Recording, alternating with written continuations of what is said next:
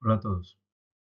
Este es el video del tema de analítica de datos relacionados con aprendizaje no supervisado, específicamente sobre clúster o agrupamiento. Recuerden ustedes que las tareas asociadas a el proceso de KDD están relacionados con las posibilidades que ofrecen los algoritmos y esos algoritmos tienen diferentes comportamientos dependiendo de los datos que se tenga o del interés que se tiene. Este es uno de los casos particulares que tiene que ver con ese tipo de tareas que para el caso nuestro serían relacionados con aprendizaje no supervisado y que vamos a ver varios algoritmos que están relacionados con esta temática. Lo primero es recordar, y eso debe quedar siempre presente, que la buena selección de una técnica de minería de datos hace que el proceso de descubrimiento de conocimiento pueda ser exitoso o pueda ser un fracaso, porque distintas metas tienen distintas técnicas, o dicho de otra forma, también las técnicas me van a entregar unos resultados diferentes dependiendo de lo que esos datos y esas técnicas puedan desarrollar. Estamos entonces enfrentados a el siguiente nivel relacionado con extracción de patrones, no ahora generación de modelos, sino construcción de patrones a partir de los datos, a partir de la asociación de los grupos que puedo generar a partir de los datos y de los algoritmos que se van a trabajar.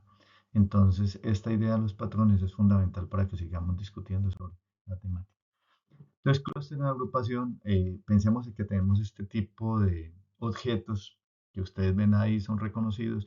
Digan ustedes, piensen un momento, ¿cuál es la forma natural de agrupar esos objetos?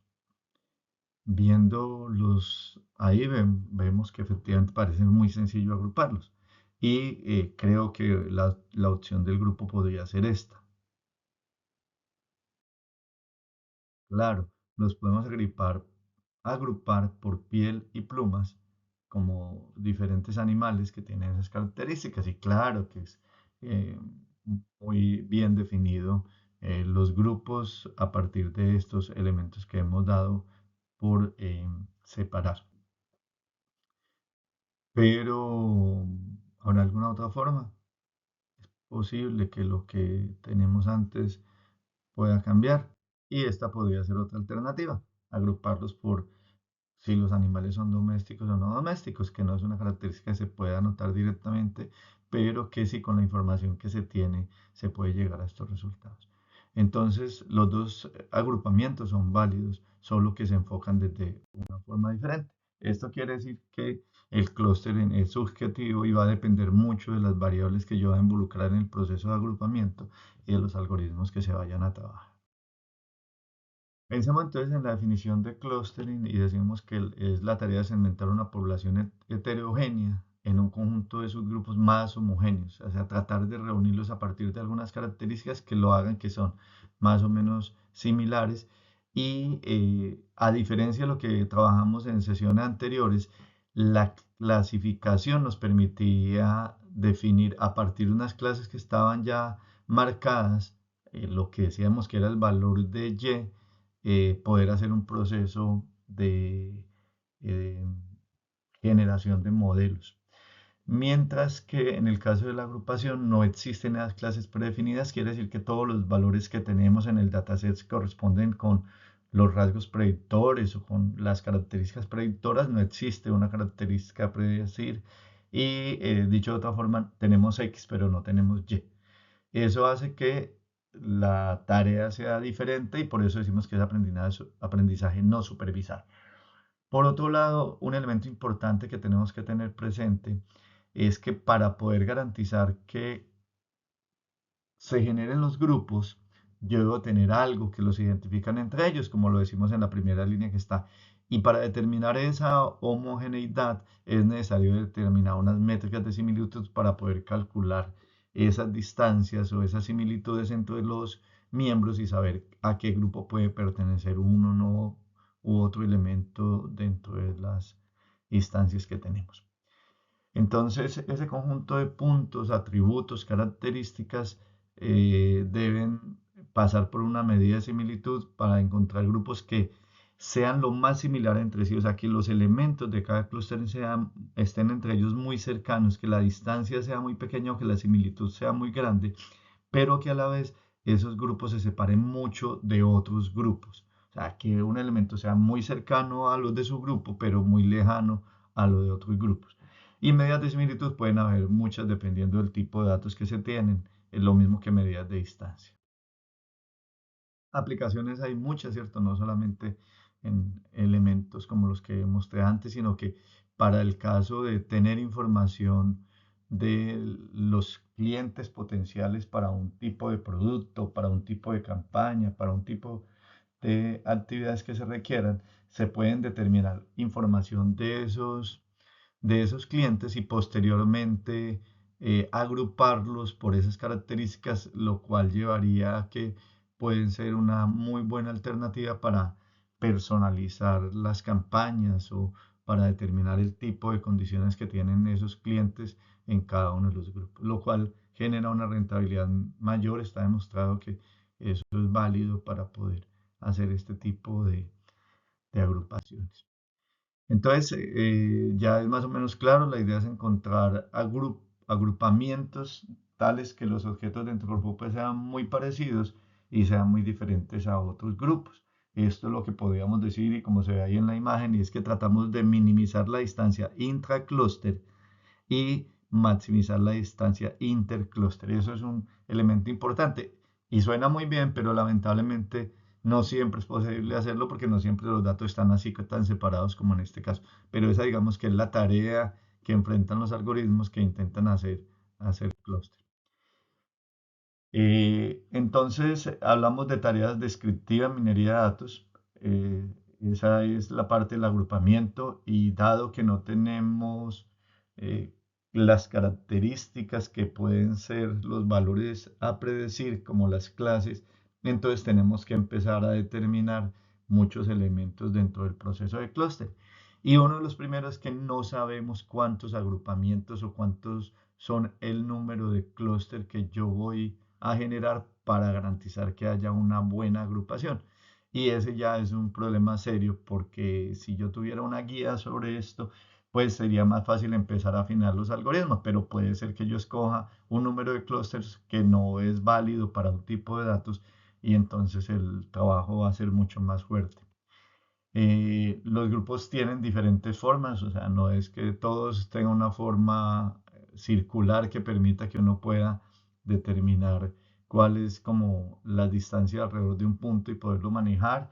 Y lo otro es que hay muchas dimensiones que pueden ser involucradas en un problema de clúster y en los clustering, entonces como tarea se vuelve una acción importante tratar de determinar cómo hago para juntar estas diferentes características.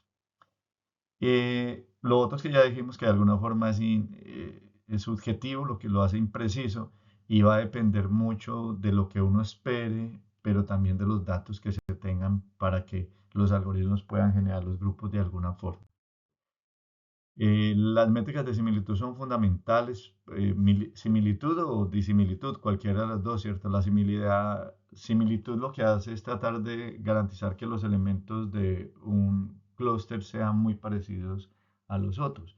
Eh, y deben ser escogidos cuidadosamente porque depende mucho de los datos que se tengan, del tipo de variables que se tengan, van a tener que definirse eh, las mejores métricas de similitud para poder llegar a ser. Pero en algunos casos y en muchos casos diría yo, se usa una métrica de disimilitud, que serían métricas de distancias, y lo que hacen es que ahorita quiero que los objetos o elementos de un clúster estén muy cercanos entre ellos.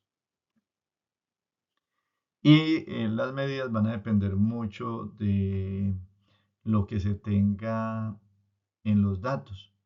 Si son los datos numéricos, pues es más fácil en algunos momentos utilizar medidas de distancia. Si los datos son binarios, pues habrá métricas incluso como la booleana o algunas que son más válidas y se utilizan más en archivos tipo categóricos, pero existe también algo como la distancia del coseno, la medida de similitud del coseno, que trabaja y se utiliza mucho en minería de texto porque permite ver la similitud entre bloques de texto, que podría ser también una de las posibilidades que en algún momento sea.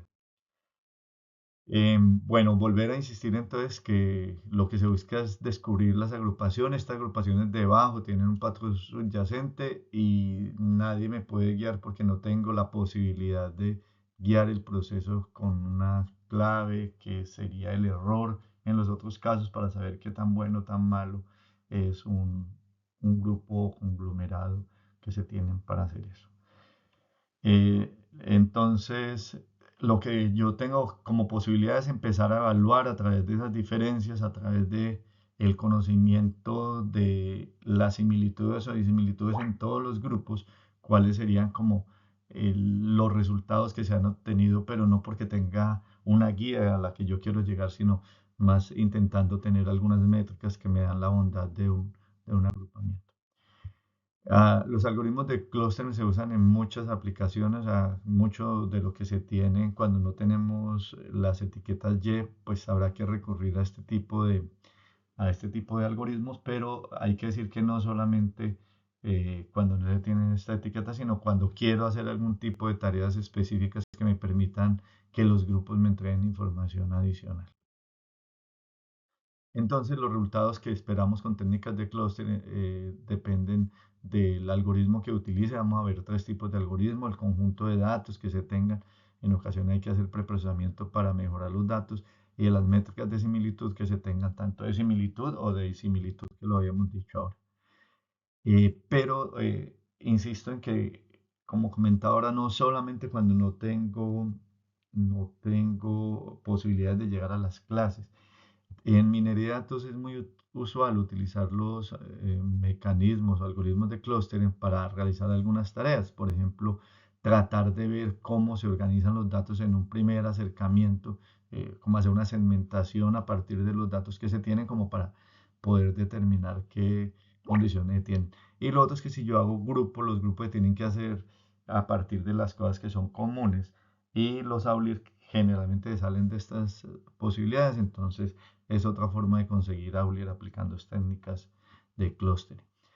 En ocasiones y en muchas ocasiones lo que se hace es cuando yo no tengo la posibilidad de tener las etiquetas o clases, utilizar el clustering para poder determinar esos grupos y asignar a cada grupo una etiqueta y luego hacer aprendizaje supervisado, que ha demostrado que tienen muy buenas posibilidades para encontrar modelos de predicción.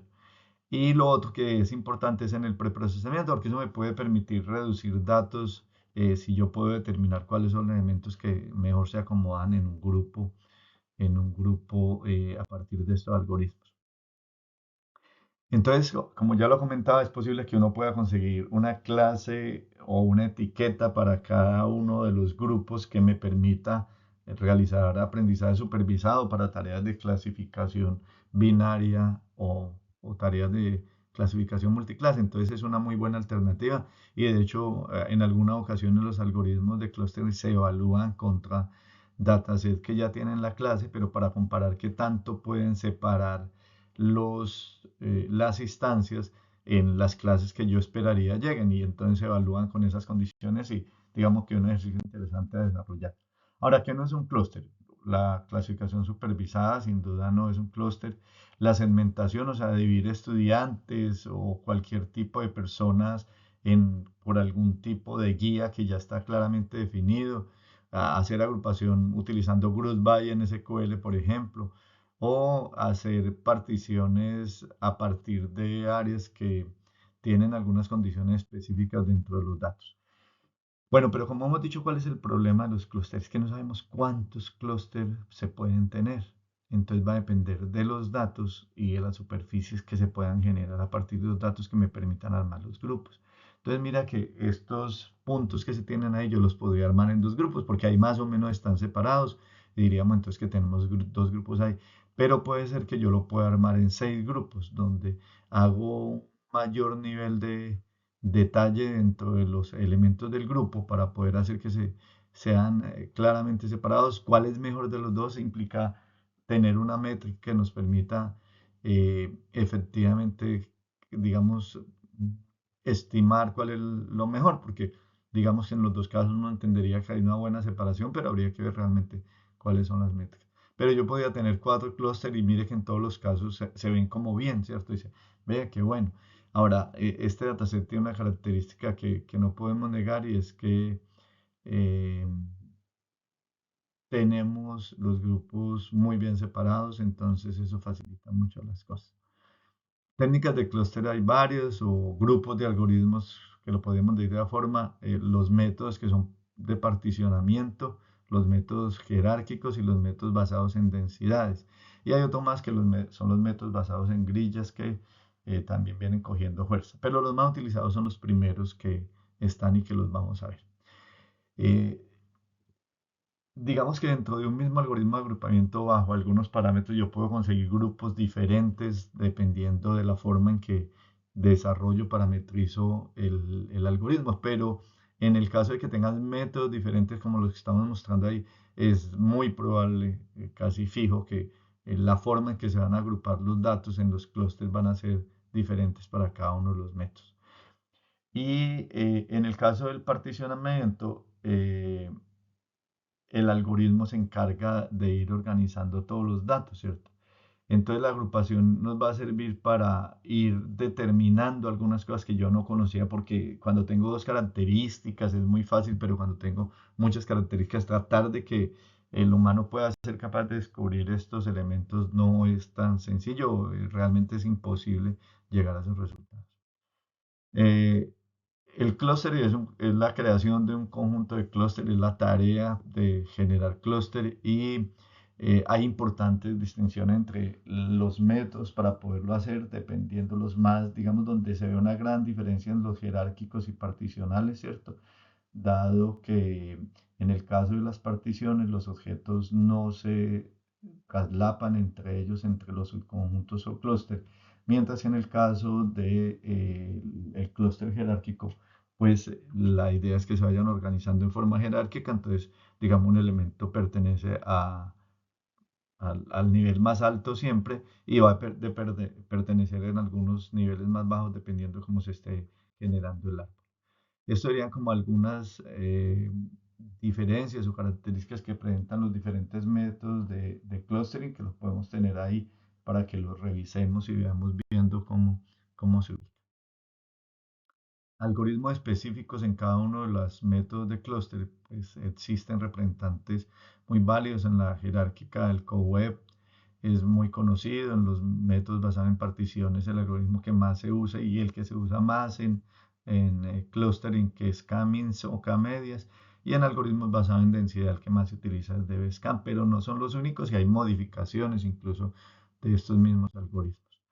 En el particionamiento o clustering por particiones, lo que se hace es que se tienen una serie de puntos y lo que se trata de armar es áreas conjuntas que permitan separar los datos entre ellos.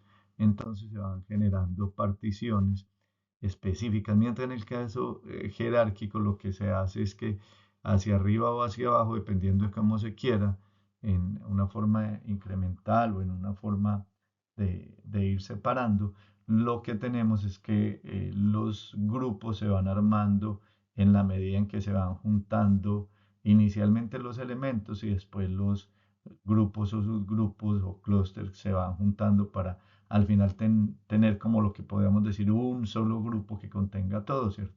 Entonces, eso está planteado. Y una de las formas más utilizadas para entender cómo funciona el clúster es lo que llama el dendrograma, que lo que hace es que muestra las instancias que se van uniendo para llegar a los resultados. Este es un caso de eh, una técnica de agrupamiento por clustering y como vimos puede ser hacia arriba o hacia abajo.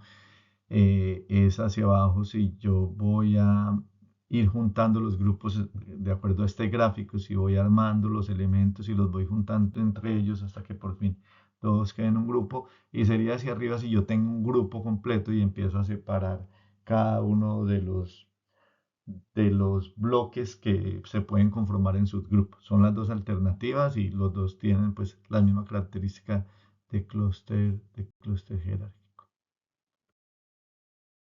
eh, los clústeres basados en densidad, los máximos representantes de BSCAN, y lo que hacen es que intentan buscar los puntos más cercanos para generar unas áreas que estén asociadas con estos elementos. Entonces va buscando áreas a partir de que se puedan ir desempeñando diferentes tareas. En agrupamiento, el algoritmo que más se utiliza es K-means o K-medias. Es un algoritmo que lo que hace es inicialmente ir armando los grupos a partir de la separación que se puede hacer entre los diferentes elementos del grupo, y con la teoría de que la distancia entre grupos tiene que ser muy pequeña. Entonces eso es, digamos, una guía para poder trabajar sobre estos métodos. Entonces mire que se pueden ir acomodando dependiendo de las condiciones que tienen. Es una forma sencilla, ¿cierto? Inician con los puntos generalmente con un centroide, que es el centro promedio de todos los datos que se tienen en un clúster, y a partir de eso se empiezan a ir asignando nuevos puntos donde estén más cercanas a uno de los centroides. Quiere decir que en el proceso un elemento puede ir cambiando de grupo dependiendo de cómo se va configurando el grupo mismo y de los valores que toman los centroides como una guía para hacer las distancias de todos los elementos a ellas. Entonces el concepto de centroide ahí tiene mucha importancia, y nos interesa entonces buscar los puntos que estén más cerca al centroide para que finalmente podamos ver que estos elementos están muy cercanos entre ellos, ¿cierto? Pero como pueden cambiar puntos de un clúster a otro, quiere decir que cuando un elemento se mueve de un clúster a otro, hay que volver a calcular el centroide, y entonces ese juego iterativo va a hacer que cada vez los grupos se hagan mucho más cerca. Mm, En este caso, el número de clúster debe ser especificado previamente, o sea, yo tengo que decirle al sistema cómo quiero que trabaje, y esto ya es una gran limitante, es el gran problema que tiene Camins, y es que cómo sé cuál es el número de los clústeres. Por lo demás, es un algoritmo muy sencillo, ya van a ver cómo funciona. Y lo que busca es algo como esto: si yo tengo unos puntos originales, yo puedo empezar a tener que todos los puntos se separen, ¿cierto? Inicialmente acá vemos que algunos puntos quedaron más cercanos realmente a los otros clústeres, por eso fueron asignados en eso. Pero puedo tener casos donde todo esté revuelto, y eso sería una muy mala estrategia para poder determinar los patrones que hay en los datos. En una iteración, por ejemplo, con esto, ¿qué es lo que sucede? Inicialmente las crucecitas son los centroides, que en el primer caso se eligen al azar, y se asignan también, no, se asignan al azar los elementos del clúster, y se calcula el centroide, que en este caso sería la crucecita que se tiene, y cuando se empieza a hacer el proceso de iteración, empiezan a moverse, empiezan a hacerse que los individuos de un clúster tengan que estar más cerca de esos centroides, se van agrupando entonces a ese centroide, cambian de un grupo a otro, pero cuando cambian entonces el cálculo del centroide se debe realizar, y pues vuelven a aparecer de nuevo esto. Entonces miremos que hay ya algunos que están muy cerca, pero cuando yo me muevo, el centroide cambia, y entonces algunos elementos podrían ir cambiando. Vuelvo y hago todos los cálculos, y si hay elementos que se mueven de un clúster a otro, pues eso va a modificar el valor del clúster, pero eso es más o menos la idea. Intentar separarlo hasta que por fin puedan quedar en el número de distancia en que interesan, ¿cierto? Entonces miren cómo se van a mover. Y si tengo mucho, entonces lo que uno va a ver es que efectivamente los centroides se van acomodando de acuerdo a los datos que se van agrupando en cada uno de los segmentos. Esto es lo mismo, ¿cierto? Para verlo ahí, dependiendo de la forma en que tienen los clústeres, eso va a cambiar también los resultados. Bueno, algunas cosas que es importante tener en cuenta, y es que cuando estoy haciendo un trabajo de clustering, yo puedo tener un preprocesamiento, y es normalizar los datos si estoy trabajando con medidas de distancia, y eliminar los outliers que me pueden llevar que los clústeres se vayan a ver afectados grandemente por el intento de meter outliers dentro de alguno de los clústeres. Y en postprocesamiento hay varias cosas que hay que hacer. Cuando yo encuentro que hay algunos clústeres muy pequeños, entonces puedo eliminarlos, y pues no voy a poder eliminar el dato, entonces lo que hago es que lo asignó a uno de los clústeres que están más cercanos. Eh, Cuando yo tengo clústeres que están mal divididos porque no hay mucha claridad, entonces finalmente esa división es baja, entonces puedo hacer algún tipo de reasignación también, mezclar clústeres que están muy cerquita y que tienen una baja métrica, que está como ese, ya vamos a comentar qué es, y puedo usar algunos pasos para el proceso y trabajar con algunos métodos que me permiten mejorar el proceso de iteración. Las limitaciones de Cummings es que tiene problemas cuando hay diferencias fuertes en los tamaños de los clústeres, cuando la densidad de los datos cambia y cuando la forma no tiene esa forma como de gota que hemos visto, sino que tiene unas formas irregulares porque eso puede llevar a que efectivamente los cálculos hacia los centroides pueden no ser muy claros.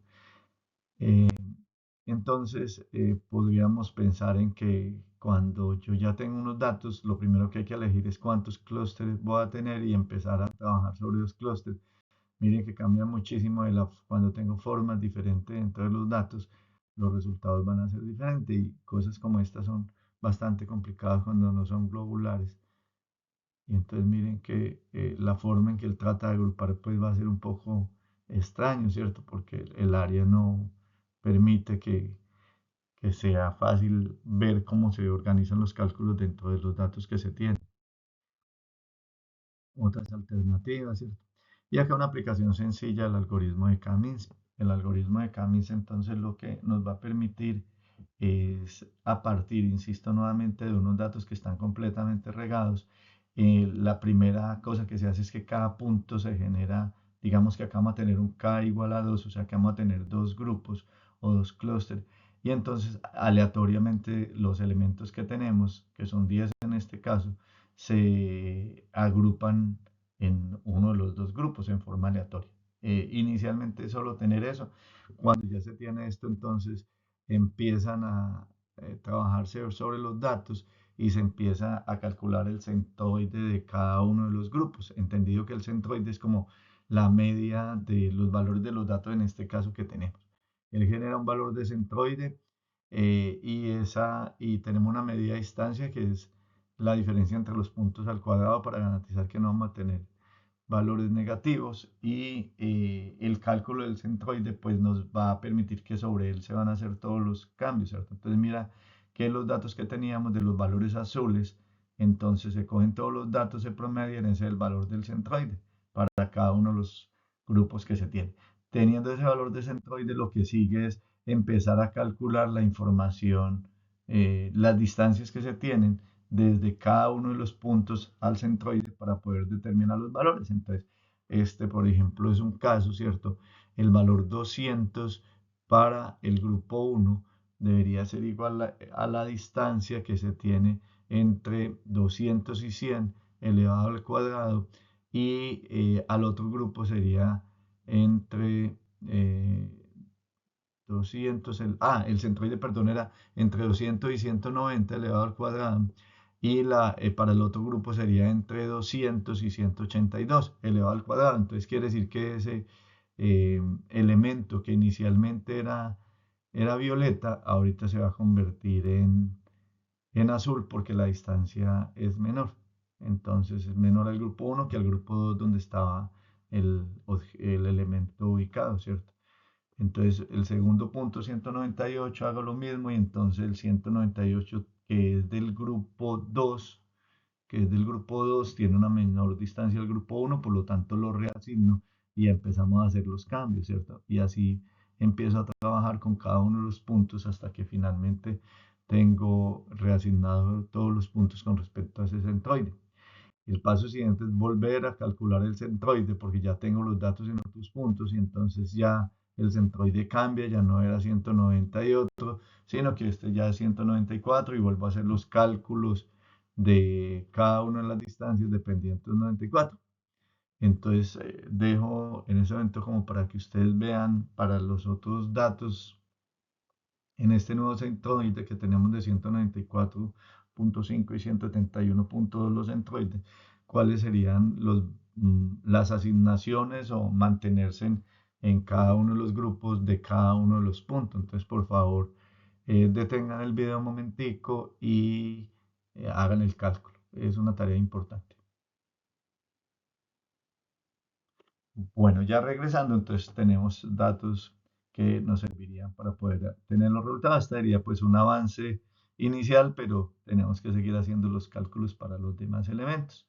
A partir de eso, entonces llegaríamos a resultados que al final agruparían todos los datos como algo como esto. Y entonces ahora sí podemos decir que hay dos grupos y si yo miro los elementos de cada grupo, se nota que son los que tienen un grupo los más altos, estos son estaturas, y otro grupo los más bajos, ¿cierto? Entonces podría decir que una etiqueta para cada grupo sería altos y sería bajos. Y eso podría ser una etiqueta que yo utilizo para predecir a partir de otros datos que se tengan. Pues acá no la distancia, porque el cálculo es muy sencillo.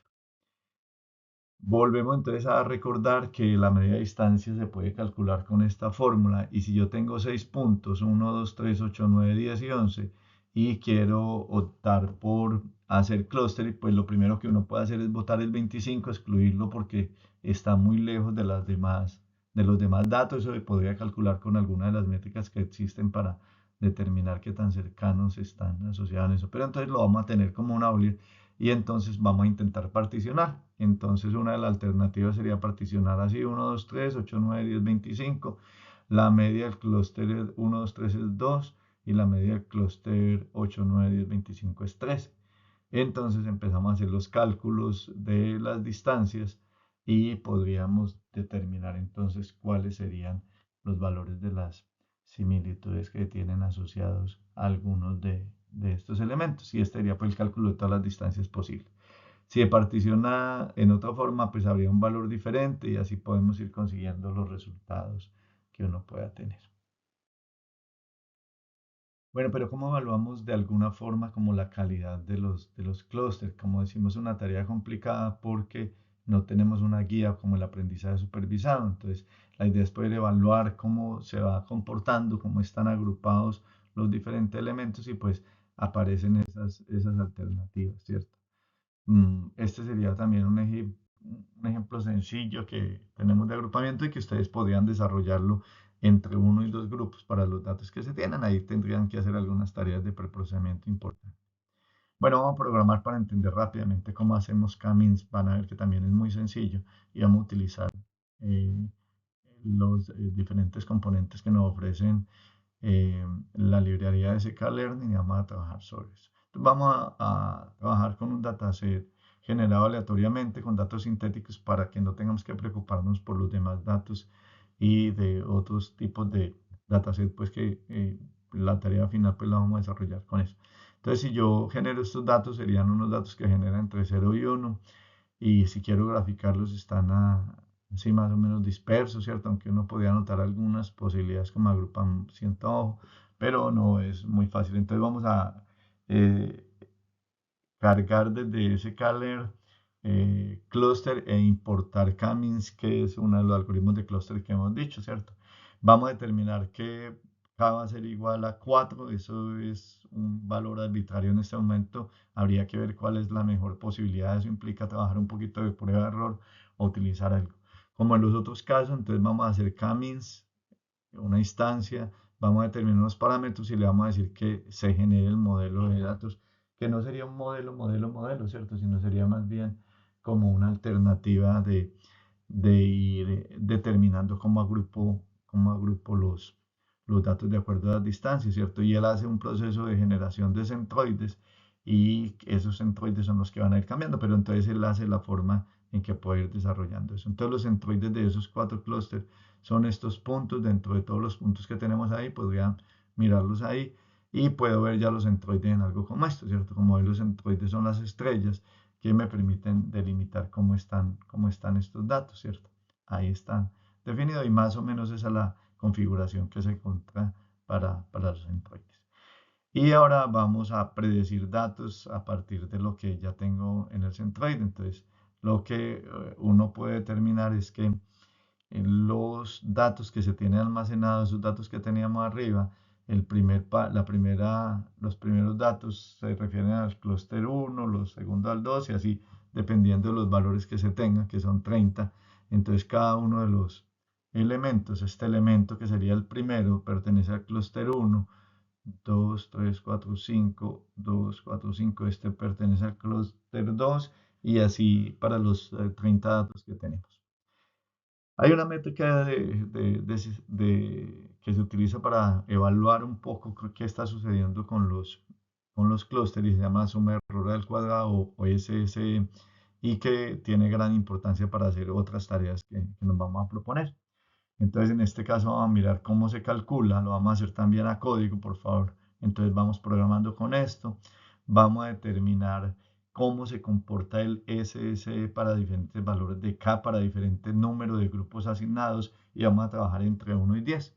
Y vamos a calcular entonces la información asociada a los resultados que tiene el K-means. Y para conseguir el SSE, pues utilizamos el método inercia guión bajo y empezamos a trabajar para eso. Entonces vamos a ver los resultados que tenemos. Decimos entonces que el S para el K1 es 5,59 y así. Desde luego van bajando, pues porque los grupos también se van reduciendo, reduciendo y entonces hay menos elementos en el grupo, ¿cierto? Pero digamos que acá hay una cosa importante, es tratar de determinar dónde es significativa esa diferencia. Entonces, para eso, uno puede tratar de ver cómo se comportan estos datos acá y ver cuál sería como el rango. Entonces, si tratamos de ver esto de los valores de K para diferentes valores de K con respecto a los resultados que se tienen, entonces diría que podemos conseguir una curva como esta. Esta curva tiene un nombre especial porque si ustedes ven se parece como a esto. Y entonces esta curva nos permite implementar una cosa que es el método del codo. El método del codo lo que busca es determinar dónde hay un cambio brusco dentro de la curva que estamos generando de SSE para los diferentes números de clúster y donde haya un cambio brusco se puede determinar que entonces ahí es donde deberíamos definir el número de clúster. Entonces por eso denominan del codo, dependiendo de eso, o sea, donde haya un cambio brusco, entonces donde la pendiente cambie mucho, entonces ahí es un punto ideal para hacerlo ahí. Pero el asunto es que suena mejor de lo que puede hacer, ¿cierto? Entonces hay una alternativa para que se vea un poquito más, ¿cierto? Que lo podemos utilizar una librería adicional y la importamos y generamos los datos a partir de una agrupación que se tiene y él encuentra y visualiza una curva un poquito más clara acá que nos permite determinar dónde dice él que debería ser el número de clúster, ¿cierto? En el otro hay que asumir un poquito, pero ahí él hace unos cálculos que le permiten determinar eso. Pero si fuese alguna limitación que la hay en el problema del codo, entonces podemos intentar hacer otro tipo de estudios de los agrupamientos y aparece lo que llama el método de silueta. Y el método de silueta lo que busca es tratar de ayudar a que cuando no es claro el punto en el codo, pues ver si podemos llegar con otras alternativas. Entonces, esa alternativa permite que haya una puntuación de silueta que está entre -1 y 1 y que va a ser interpretada de acuerdo a esos resultados. Entonces, en el 1 los puntos están perfectamente asignados a los clústeres y se distinguen claramente. En el 0 hay elementos que van para un lado y para el otro. Y en el -1 los puntos están mal asignados en un grupo. Entonces, dependiendo de qué tan cercanos estén a estos valores, pues digamos que también uno podría apreciar la bondad que tienen los clústeres. Entonces, el score de silueta en estos casos va a ser B menos A, donde B es la distancia entre los clústeres y A es la distancia intraclúster, eh, y sobre el máximo de A y B. Entonces ahí podemos llegar a algunos resultados y esos resultados van a permitir tomar decisiones. Esta sería la forma en que vamos a generar siluetas, está ahí colocando el código, sacamos unas librerías que nos van a servir y después creamos diferentes instancias para determinar qué tan bueno son los clústeres y vamos a visualizar a silueta a ver cómo nos va. Y cuando lo visualizamos aparece algo como esto, que tenemos que decir que no es que sea exactamente muy claro como lo del codo, ¿cierto? pero esto entrega harta información que nos va a servir para tomar decisiones y que vamos a mostrar ahorita en el texto. Lo primero es que yo puedo empezar a trabajar por descarte. Cuando yo tengo clústeres donde esta que es como la media tiene elementos a la izquierda que ya no están viviendo en ese espacio, ¿cierto? Sino que ya terminaron, la punta está ahí. Cuando está a la izquierda esa media, puedo garantizar que esa organización de los clústeres no es muy buena. La otra que nos interesa es que los clústeres sean muy parecidos entre ellos, dependiendo de la forma en que se tenga, entonces se puede llegar a los resultados asociados con esos clústeres. O sea, en la medida en que, porque lo que uno puede ver es que hay unos que están muy juntos y otros que tienen muy poquito, y eso nos va a dar como el tamaño, la anchura que tienen los clústeres, y eso deberíamos tenerlo en cuenta. Entonces ahí tenemos para 2 a 5 y nos muestra todos los resultados que se podían tener. Entonces hay diferencias cuando tenemos valores que no pueden darse como este. Acá cuando hay unas cosas más gruesas que la otra es como con gran diferencia entre ellos, ¿cierto? Y acá cuando casi que se desaparecen unos para que se mantengan los otros. Entonces todo eso está ahí. En ese caso lo que uno haría es que selecciona el k igual a 3, que es donde, digamos, no se rompen ninguna de estas reglas y que podría ser suficiente para continuar. Eh, para elegir entonces el K correcto va a determinarse de acuerdo a la puntuación, cuál sería el mejor elemento, y los que no cumplen con esa condición, pues entonces no se podrían tener. Entonces lo primero es que deben tener una puntuación superior a la media, como decía ahora, la forma que se tiene para poder llegar al resultado y entonces, como en el caso anterior lo hicimos. Si uno quisiera visualizar en 3D solo para tener objetos que puedan hacer eso, entonces podemos utilizar lo que habíamos hecho ahora y generar este código que permite finalmente hacer la visualización así o así, que podría ayudar como a ver un poco mejor como los clústeres, aunque en la práctica lo que uno necesita es empezar a hacer los cálculos para llegar a los resultados. Esta es una forma de agrupar esos elementos, ¿cierto? Para poder llegar a esos resultados y finalmente ver figuras como esta que nos permiten ver cómo se comportan los clústeres en cada uno de los casos. La idea entonces es que ustedes utilicen lo que vimos ahora, carguen el dataset de cáncer de mama, pero quiten las variables, la columna de Y, solamente quédense con la X y apliquen cambios y obtengan los resultados. Es una tarea ahí, les recomiendo que paren el video y que empiecen a trabajar con estos elementos para finalizar el trabajo.